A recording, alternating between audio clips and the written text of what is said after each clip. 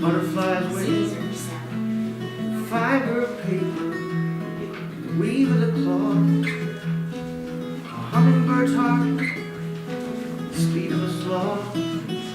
Go slowly, go closer, to the head of a pin, to the angels within. Oh, oh, oh. Morning. Nice large congregation today. Give yourself over to something green. Veins of a leaf, Where's your green? nature's machine. Fiddlehead as it starts to unfurl. Reach for the sky, see your place in this world. Go slower, go closer to the head of a pin, to the angels within. Because the world goes by so fast. Yeah, the world goes by so fast.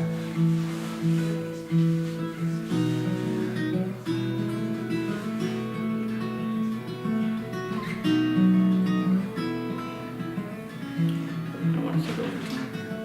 Explanation. It's almost over.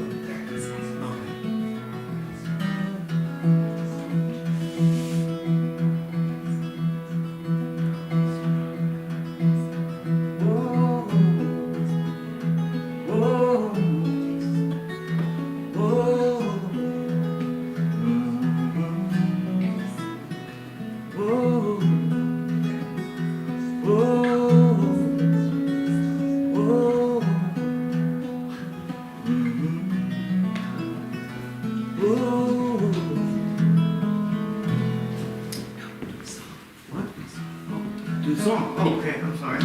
Okay, now I'm officially starting. Officially. Well, good morning, everyone. Good morning. I saw that today's talk was about, this is a way we've never done it before. And I thought to myself that this would be a perfect song because, really, we're all on this journey. We never get there. If you get there, you're doing it wrong, is how I look at it. So it's called Becoming.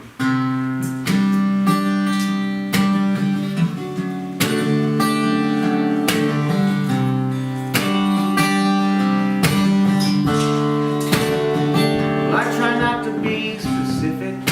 I don't like to be so planned. Things never seem to turn out the way you want it in the end.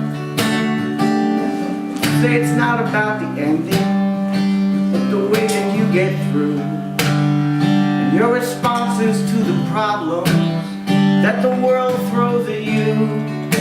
It's all about becoming, stumbling upon the person you were meant to be, and the road you're walking on. It's all about becoming. It's all about becoming.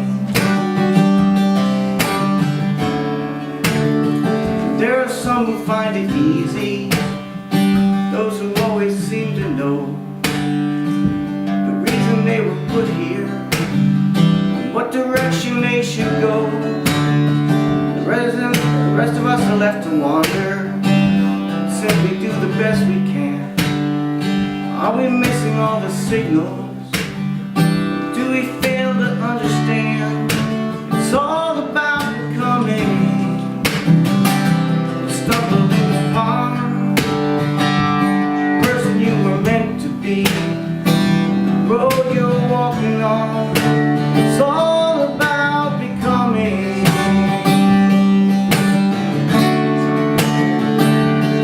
And the sun will rise tomorrow, so I've learned to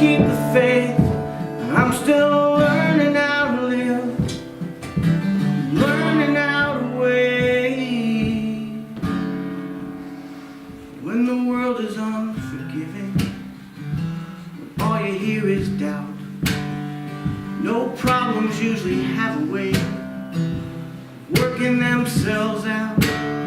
So I try not to be specific.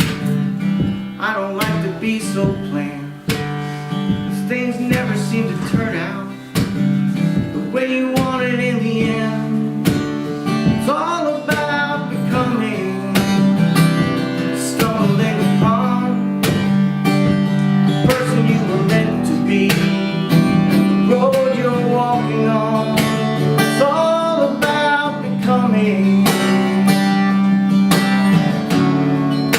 It's all about becoming. It's all about becoming.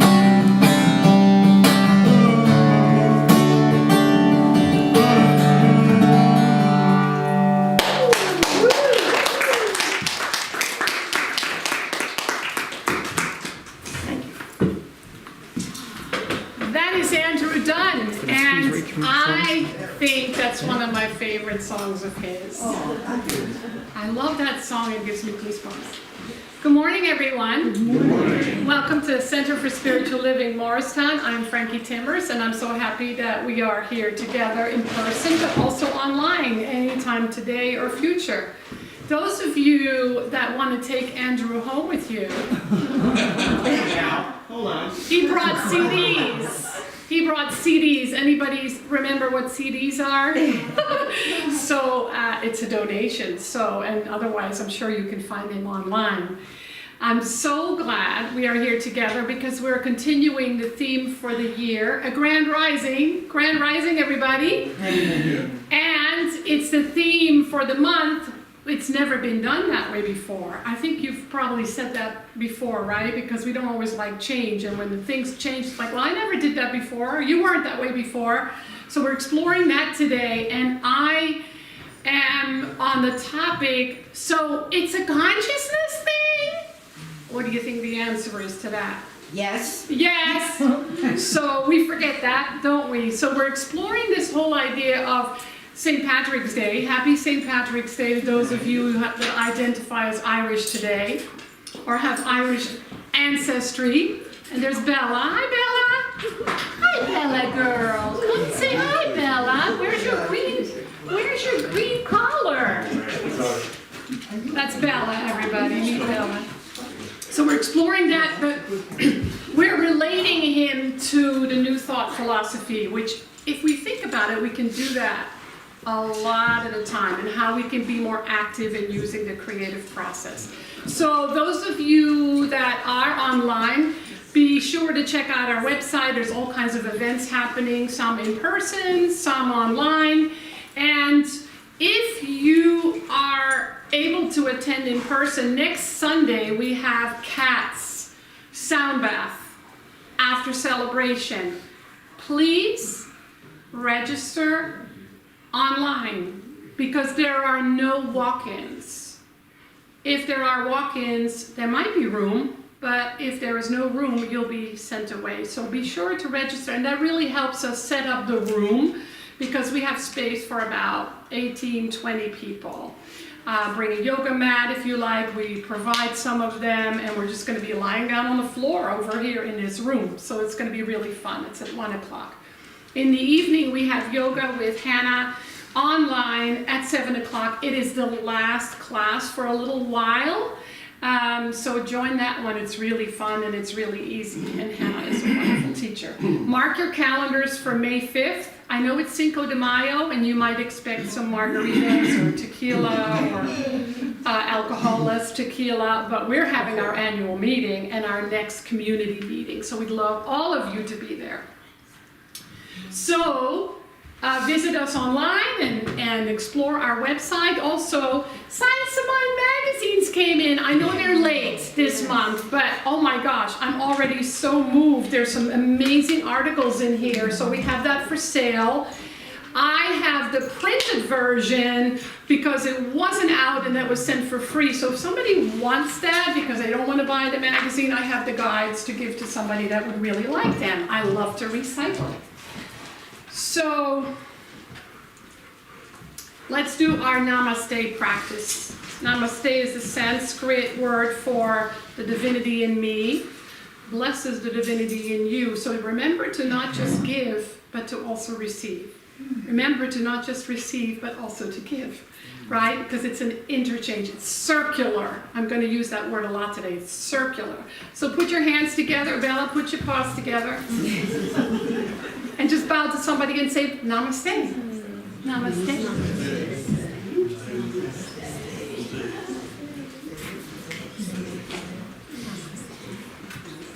And let's do an opening treatment, our word for affirmative prayer, scientific prayer, spiritual mind treatment, affirmative prayer, all those words. So I invite you to close your eyes. Helps to not be distracted. We might notice that we're distracted by our own mind, which is always interesting.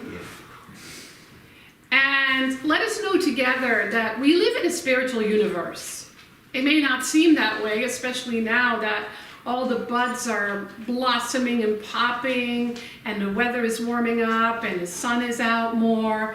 But the truth of it is, we are in the presence, and we are on the receiving end of divine grace, divine love, divine wisdom, always and forever, in every moment, with every breath, every heartbeat. And so today we open ourselves up to that experience in a deeper way, discovering that at the source of all life, there is truth with a capital T. There is love with a capital L. These are infinite ideas in the mind of the universe that are ours to explore, experience, accept, welcome more and more and more each day in our day-to-day living. That's where we experience the circular, the connection to all of life, that there's no sense of separation, there's no disconnect. When we experience a disconnect, it's simply the universe's way to call us back to the truth of our being. And today we explore that, we celebrate that, we welcome that, we accept that, and we savor it in a more rich and principled way. So we're simply grateful for this community, for our coming together today, for the connections that we have with one another, and most of all, for this beautiful, transformative teaching. And so it is.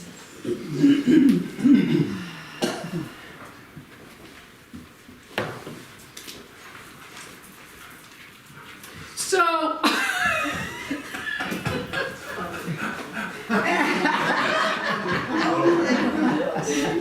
I did not know that this man was going to show up today. Looking ridiculous. This is my lovey Norman. Look at his mask. I needed that mask. My God, you're crazy. You gotta put him on camera for a minute. Yeah, come over here. Honey, come over here for a second. We gotta show all of you online who I live with, or what I live with. Leprechaun. Hi, honey.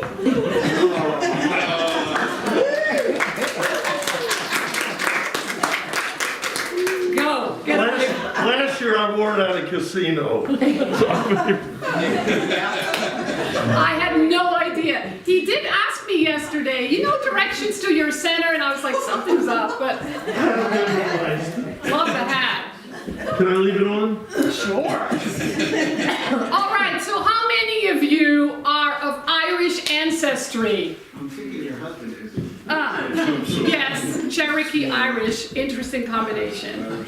So, how many of you are truly Irish? Moya!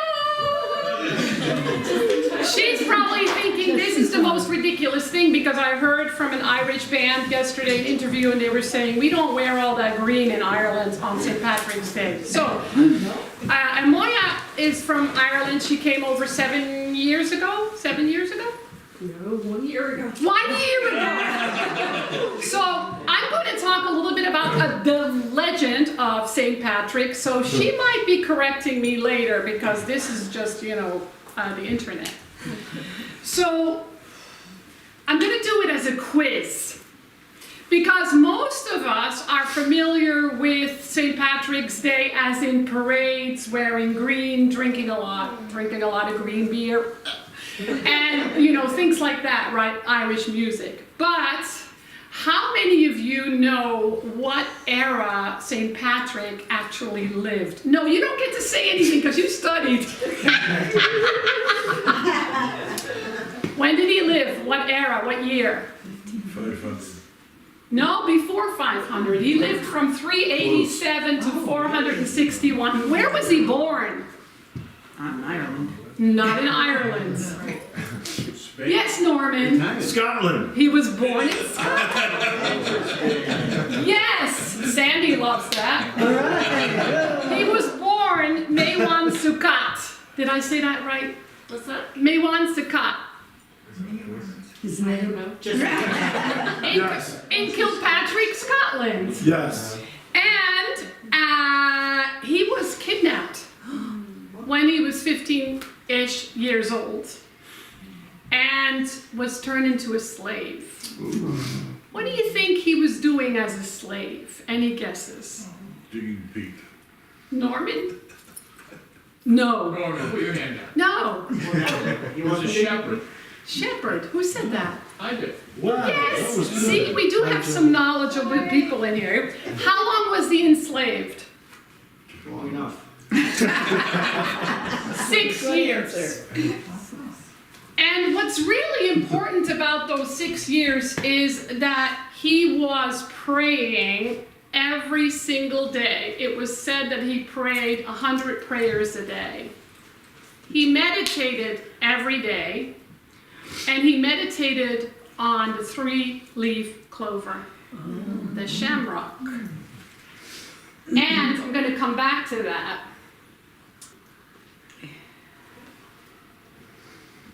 I got to take my notes because I did not memorize this, unlike Norman. He became one of the most popular saints in the world. And that was basically because with those prayers and with that meditation, he found his freedom. Because after 6 years, he went back to Ireland. He went to Ireland, and there up on a hill, he used his staff, and Andrew, He got rid of snakes. he got rid of all the snakes in Ireland. Is that true? Are there no snakes in Ireland, Moya? That's true. There's no snakes? Oh, Good okay. job, Patrick. So it's an angel that appeared to him after all the prayers and the meditation that showed him the direction to his greater freedom.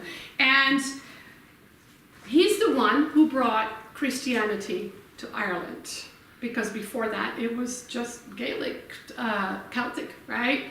And who knows what the colors of the Irish flag are? Alright. Orange, right? And Green, green. orange and green. What does that stand for? I don't know. She doesn't know. She came over from Ireland a year ago. Yes, Norman. Catholics and Protestants. The Catholics and the Protestants. Yes, isn't that wonderful? So how can I tie this in with New Thought? Which is one of the things that I love to do. I love to look at something that's happening in the world, something in history, something of our experience, and weave it into New Thought, which is we can do that all the time, and we can do that with everything. The invitation is to be more conscious of that and be more proactive with that.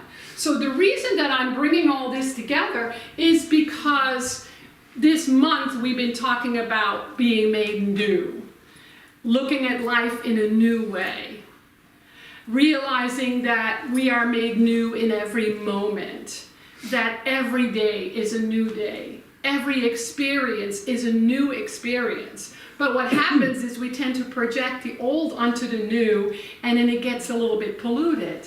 And so our experience is all about discovering who and what we really are. And we relate that to St. Patrick because of the fact that prayer was a daily practice for him for 6 years, which pulled him out of bondage, slavery, into freedom.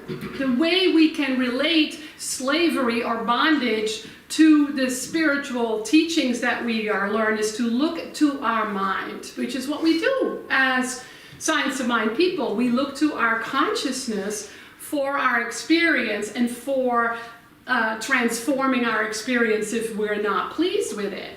And so the idea then is, or the question then is, what am I enslaved by? What belief what way of thinking has put me in bondage? And how can I free myself of those limiting beliefs? We use the principles of the Science of Mind teaching. We talked about that last week and the week before. We use spiritual mind treatment, we use meditation, we use affirmation, we take classes, all this as a way to transform our consciousness. And as we transform our consciousness, our life transforms. We often think in an opposite way. We think if I can just change this out here or change that out there, I will be happy, I will change. But it has to begin from the inside out. That's pure new thought, which is really ancient wisdom. Is that once I shift my consciousness into the direction of my desire or into the direction of the truth principles, then my life transforms and changes. So he, from the legend, from the story, he changed his consciousness. He cleansed his consciousness of bondage, literal and figurative. He changed his consciousness using meditation and prayer. Okay. It took him 6 years, which to some may be a lot, but to some of you that may be a little. Because in a way, this is the work of a lifetime. We don't stop at any point. And the interesting thing about the 6 years is that it may not be literal, but it represents the 6 days of creation. He meditated on the 3-leaf clover, the shamrock. What does that remind you of? The triune nature. The triune nature of God, the triune nature of the universe. And that is something that we look for in everything, everywhere, all the time, because that represents the creative process. In our teaching, we don't say the Father, the Son, and the Holy Ghost, or the Holy Spirit. We say spirit, soul, body. That's really important. You can also think of it in terms of mind with a capital M, if you don't like the word spirit or God. Then wisdom, which is inherent in all of us. And when we use it, we have our experience. Well, whether we use it or not, we're having our experience. And seed, soil, plant. An easiest way to say is seed, soil, plant. When you plant seeds, and you plant tomato seeds, where do you plant them? In the soil. What are you going to get? Tomatoes. Tomatoes. It's amazing how in consciousness we confuse ourselves with that, right? So we have these thoughts and we expect a certain outcome, but then we get another outcome we don't like and we're surprised. If I plant seeds of lack in my consciousness, or I have seeds of lack, I cannot experience abundance. Just like if I plant tomato seeds, I'm not going to get cucumbers. So if we can just really simplify that way of thinking and see it as the creative process and use it in a way that works for us instead of against us, then we ourselves get to be free from any bondage, enslaved thoughts, to a greater sense of freedom. And so that means that we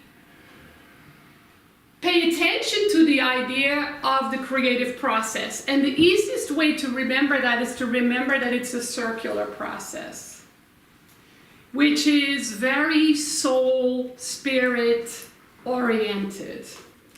What's very ego, personality oriented is linear, from here to there, which is our tendency. It's our tendency to think in terms of beginnings and endings. It's not our tendency to think in terms of beginning, ending, middle, beginning, ending, middle, and it's circular. There's no sense of separation. And so when we really pay attention to that, we become the ones who really practice the creative process in a healing way, in a more empowering way, in a more conscious way. Because when we think in a circular way, what we're really saying is I'm embodying these ideas, these spiritual ideas that I like, that have existed since the beginning of time, that may be new thought, but they're ancient, and they're common sense. And I experience the result of that way of exploring my consciousness, that way of thinking. And so what we discover is that the creative process doesn't just work when you're gardening. It doesn't just work when your life is woo-hoo. It doesn't just work when you're working it. It is always working everywhere, all the time, for everyone in the same way. That doesn't mean we want to be judgmental about ourselves or anyone else. That just means we get to become more conscious. And it is in becoming more conscious that we're more actively engaged with the creative process, thinking, seed, soil, plant. So I want you to take a moment. Hi, Bella. And I want you to hold your hand in front of you. And I want you to imagine there's a seed in your hand.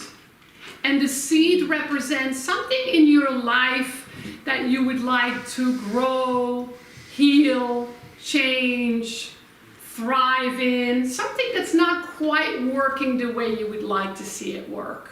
So it could be an issue with lack, it could be an issue with limitation, it could be a health issue, it could be a relationship issue, and keep it really simple and imagine that that's in your hand. So I want you now to open your other hands and realize that they are connected. They may look separate, but they're connected. So that little seed grows by means of the universal law that's working all the time into something. So what do you think your seed is growing into? You don't have to say it out loud, you can, but this is a seed of limitation, right? What do you think it's growing into if you don't do anything with it? Anybody want to say out loud? Don't have to, but... Nothing. No, not nothing. It's gonna just die. Huh? That if you don't do anything, it's gonna die. It's not gonna. Yeah, it's going to die, or it's going to turn into, if you have a seed of lack, what is it going to grow into? Lack. Experience of lack. If your seed is disease, what do you think, or lack of health, what do you think it's going to grow into if you don't do anything? Stagnation. Right? So think about that. It's going to grow into something bigger, more, that you're not going to want. So I want you to imagine that you're turning the seed over. And now what's on the other side of that seed is what you want that to turn into.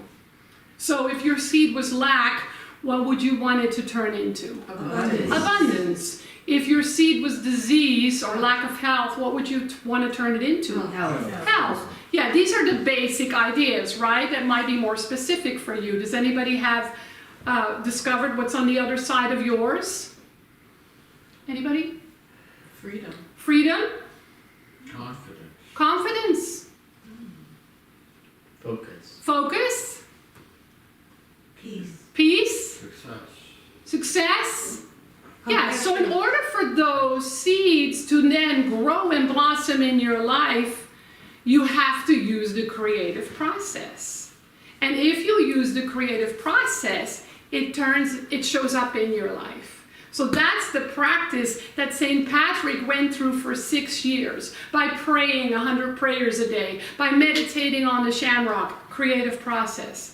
Then he found freedom, and I am sure that many of you already have examples in your life where you do feel healthier, you do feel more abundant, your relationships do work better, and your careers have changed and you're experiencing more abundance. Here, anybody here has not experienced any kind of growth or blossoming in your life ever? Nobody, right? How many of you have experienced change for the better, growth, healing, opening, deepening, more aware, more connected? Most of you, right? Of course, because you are human beings and you're using the creative process whether you realize it or not. Most of you do realize it because you are in this teaching or on a spiritual path and you are playing with it and exploring it and working with it and therefore seeing the changes. So what we're really doing is from seed to soil to plant is the soil is how the universal law works. The universal law, or the way it works, responds to our consciousness. If I take a pen and I let it go, it's going to fall to the ground. That's the law of gravity. The law of gravity is a physical law, but there are spiritual laws and universal laws that work the same way. As I think and as I believe, I become. And so we pay attention to that in our daily spiritual practices, and we move from that place of linear thinking to more circular thinking. We move from, oh, I'm just this ego person, I'm just this body, I'm just a human being, I have a personality, and that's my identity. I look at the news and I see that the world is going to hell in a handbasket and some good stuff is happening over here. That's linear thinking. That is limited thinking. So we want to say, what else? What's the more? What's the invisible that I'm not yet seeing? When we're so identified with the visible experience or the visible world, we are personality ego identified. Does that make sense? So we want to move to a soul identity. In my very humble opinion, when we look at what's happening in the world, what I think is dying is the identity with the physical, the visible, the personality, the ego. And we're moving into the direction of being more identified with our spirit, with our essence, with the spiritual nature of life, with all that is sacred. And when that happens, it often gets worse before it gets better. But it asks of us to be more committedly, more consciously, more actively engaged and involved. That starts with doing the healing work within our own lives.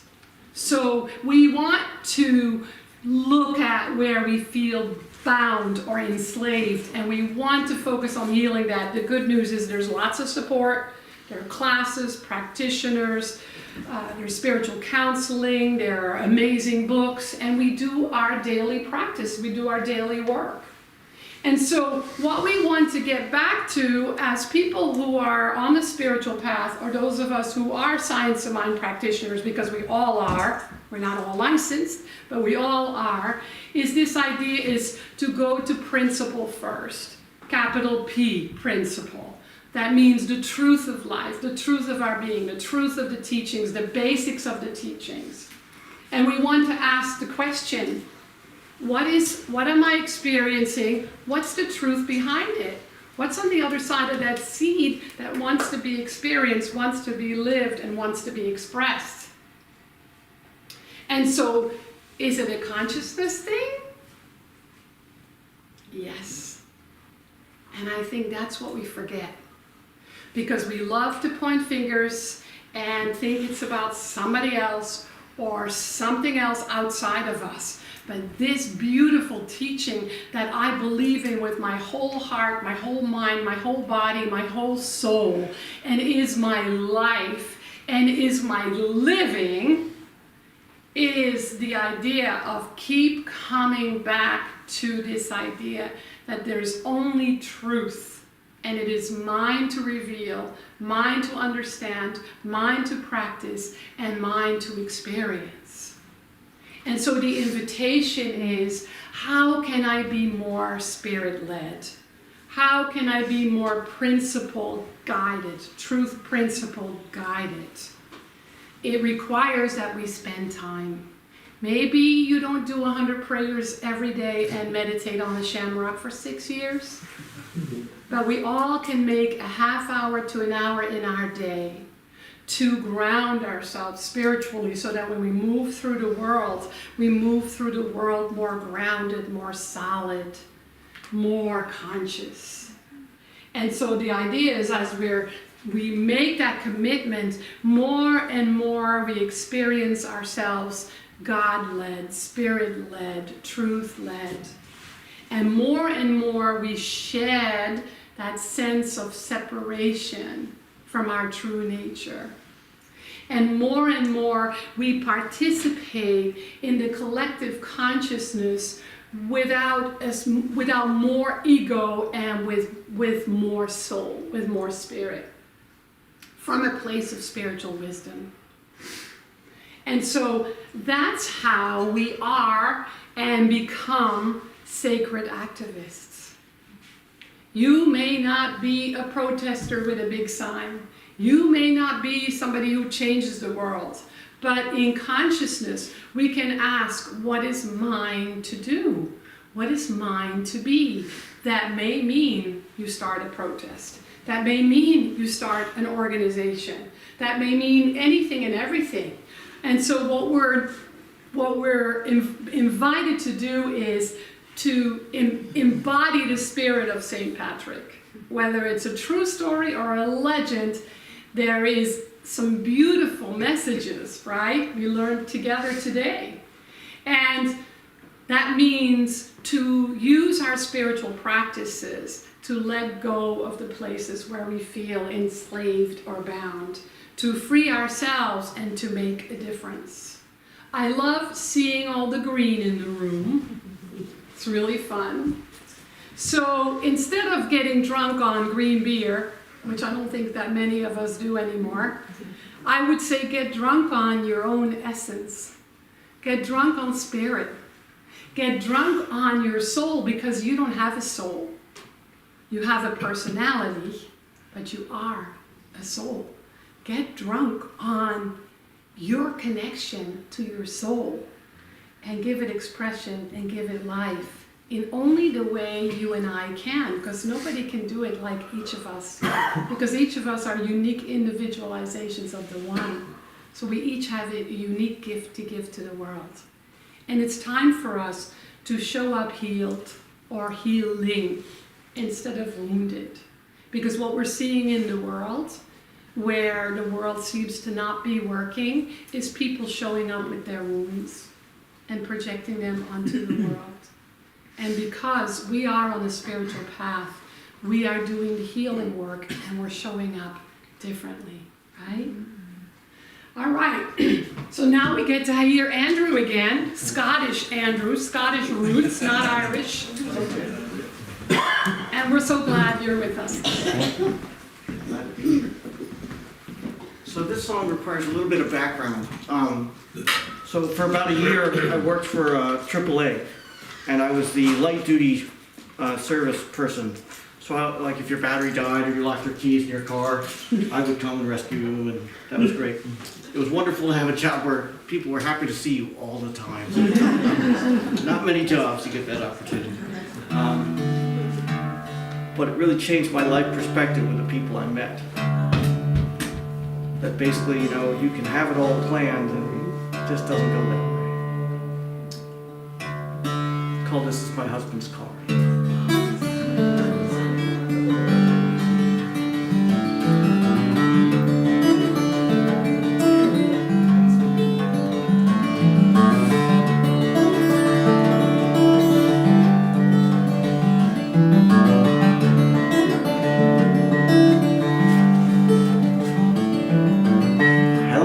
My name's Beth, that's my husband on the deck. This is his car, he can't drive it much these days. Now he wants to drive, but it won't start. And honestly it breaks my heart. As sick as he is, he still won't change his ways. This is my husband's car, it smells like a cheap cigar.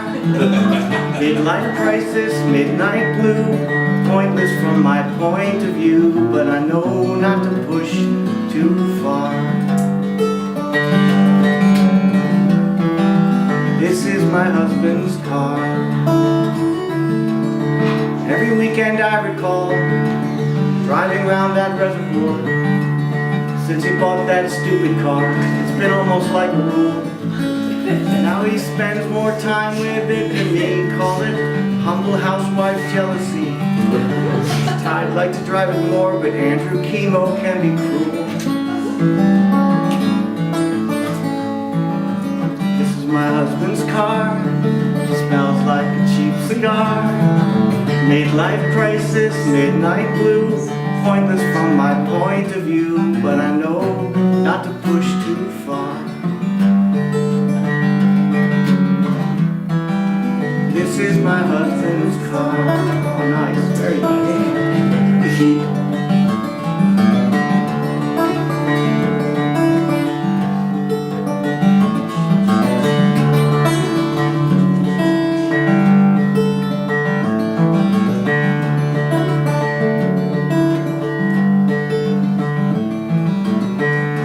I'm afraid it's me again, yeah.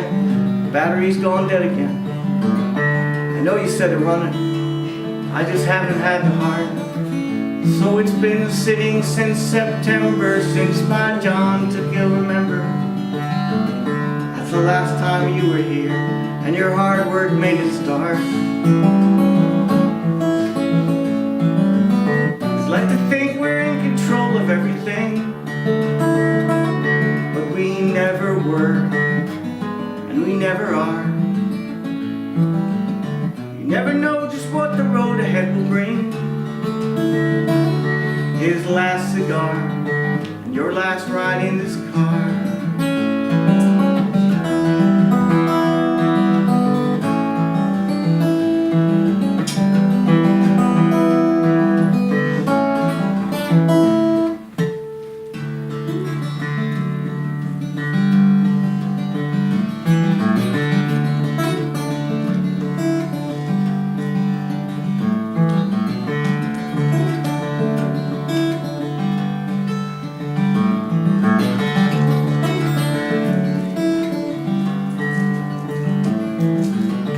Been 118 days since my Johnny's passed away. It's time to get this old car started, I don't need it here. Beth says it's just a sad reminder of the life she's left behind her. Sometimes it's best to give away the things you hold most dear. This is my husband's car. It smells like a cheap cigar. Midlife crisis, midnight blue. Pointless from my point of view. I know not to push too far. This is my husband's car. It smells like a cheap cigar. Pointless from my point of view.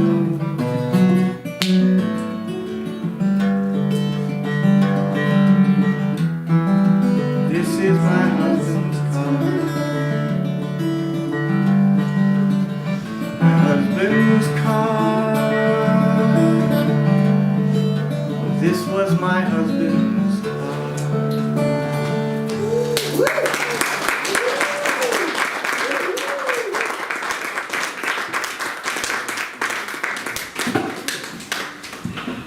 Andrew.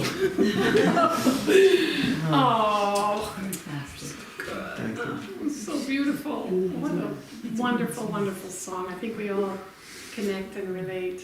Thank you for being here today. Andrew's daughter, he let me see it on his phone, had her first performance live.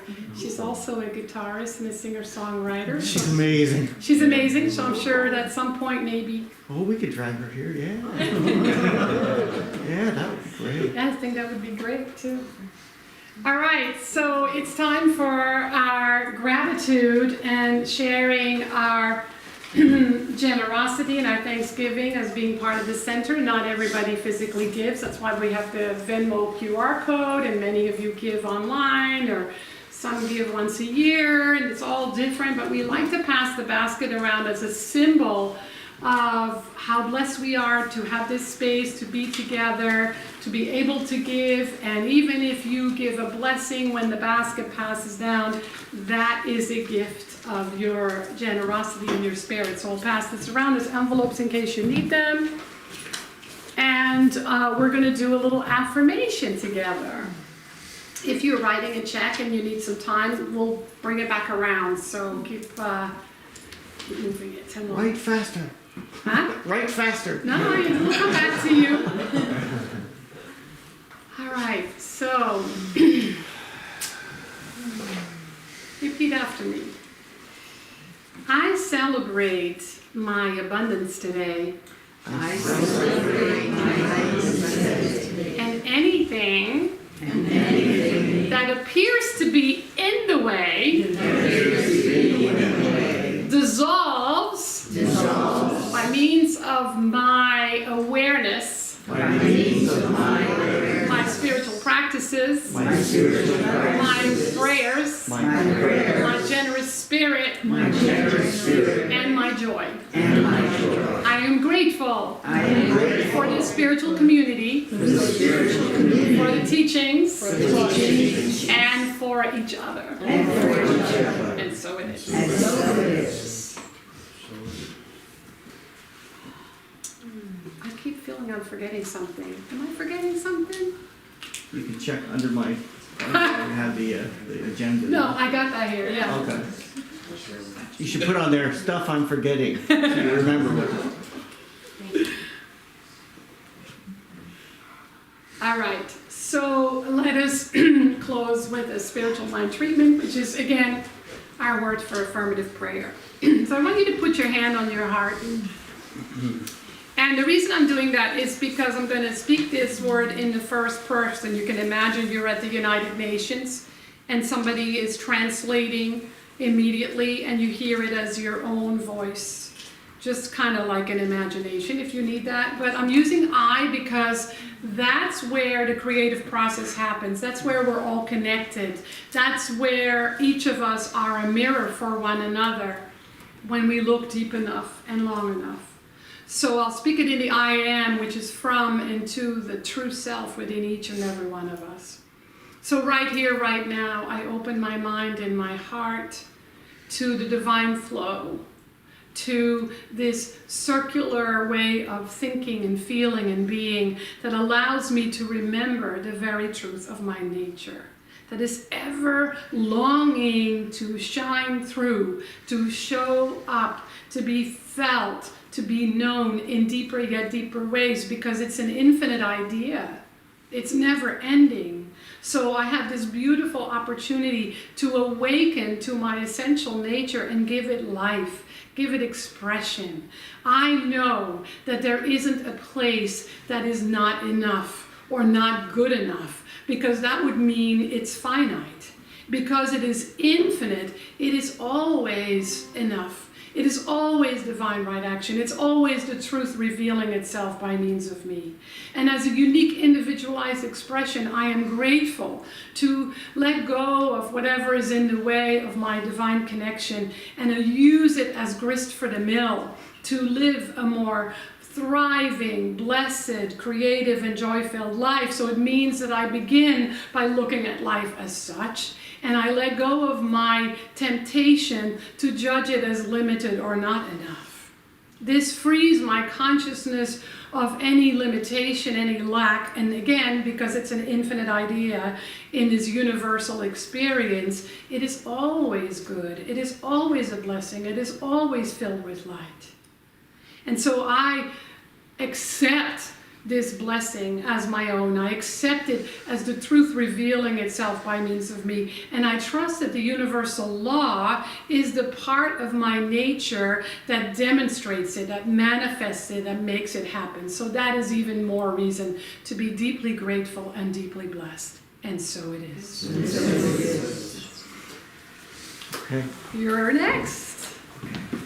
I didn't want to leave you with that one. Because I've always been fascinated by people who have been married, well, first of all, married by 50 years or so, whatever, and I think that's amazing. And it's just an amazing achievement on so many levels. But I've wondered how one of the other spouses passes away, and they fall in love again. I'm just like, how on earth could you do that? You be with somebody for that long and then do that, right? And then I was married for 20 years, and then I got divorced, and then I fell in love again. This is called Let a New Love In. Nope, it's not that one. That's Husband Car. I did that one already. Sorry.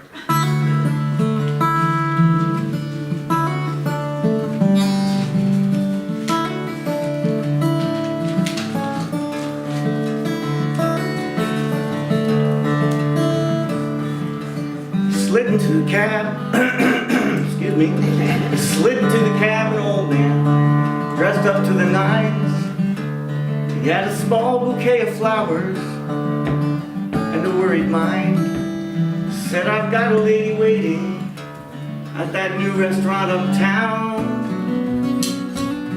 I'm a little late for our first real date. I don't want to let her down.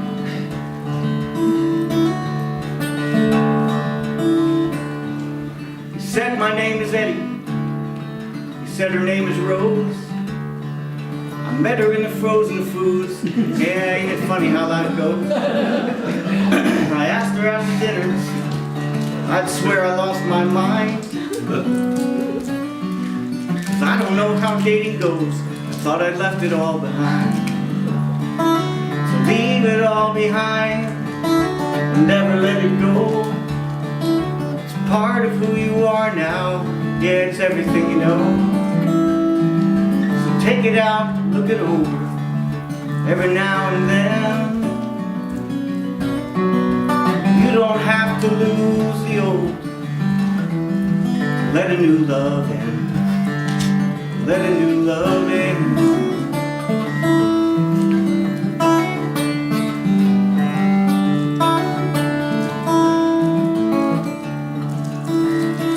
Now you're wondering about her, right? Yeah. She was waiting in the restaurant, feeling insecure, wading through the memories that once were him and her. How to separate yourself from something so entwined. I don't know how to do this. I thought I'd left it all behind. Leave it all behind. Never let it go. It's part of who you are now, yeah. It's everything you know. So take it out, look it over every now and then. You don't have to lose the old. Let a new love in. Let a new love in.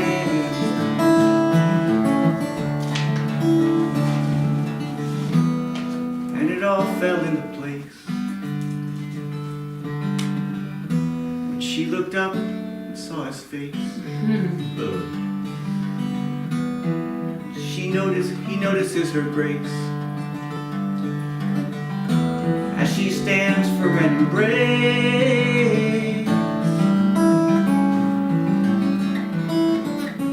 And they fell into conversation just as easy as you please.